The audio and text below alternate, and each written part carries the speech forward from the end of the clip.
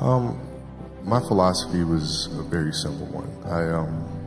And this is where I think film plays a big part of my life. Rudy was one of my favorite films growing up. But after watching that film, I come to understand if I could work that hard every day, with being blessed with the physical tools that I have, what would my career be? And I made a promise to myself from that day that I was going to work that hard every single day so that when I do retire, I have no regrets. And that was the most important thing for me, is to leave no stone unturned, get better every single day. And if I lived that way, then over time, I'd have something that was beautiful. And that was my philosophy. It seems like a pretty simple one, but if you live your life to just get better every single day, and do that for 20 years, what do you have? Yeah, well, Phil introduced meditation to us when he came to our team in 99, 2000. And it was something that I instantly gravitated to because I could see the effects. I used to watch, studying the games, the Bulls teams, and watching their demeanor, watching their composure, playing in a tough place in like Utah doing the finals and being down 17, but everybody was like this. You couldn't tell if they were down 17 or up 20 or a tie game, and never changed. And I was wondering why the hell that is. And that's when I started doing more research. And when Phil came, I immediately gravitated to it and found myself, accepted the challenge of finding what that space is. And for the 81-point game, man, to be honest, I wasn't even thinking about the game. My knee was hurting so much. I didn't know then, but I had a flapper joint, cartilage stuck in my joint line. So my mind was really trying to go to a place where I don't feel that pain. And the game started, and because of that, I was just in a different space. I wasn't worried about what was to come. I wasn't worried about what just happened. I was just here. And when you're just there in the moment, playing plays right in front of you, your focus is heightened because nothing else matters. Well, here's why practice was important to me. Not from just the standpoint that I enjoyed playing. Like, I enjoyed being there. I enjoyed getting better.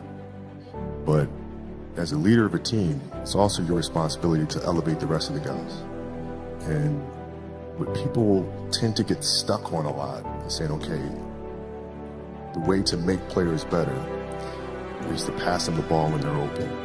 It's a very trivial way to look at things.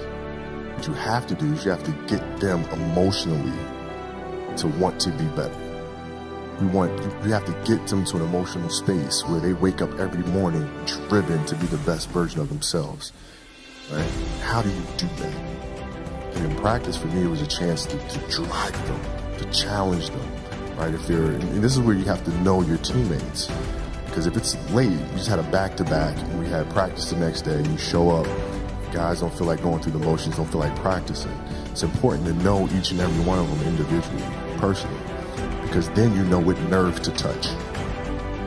Some guys, it's like, okay, come on, let's, you can do this. That'll get them going. Other guys, no. You got to figure out what button to push. Powell was always Spain. If I tell them how they lost in a gold medal to us and how they're going to lose again, how I'm going to beat your ass in practice just like I beat you in a gold medal game, he'd hate that. He'd hate that.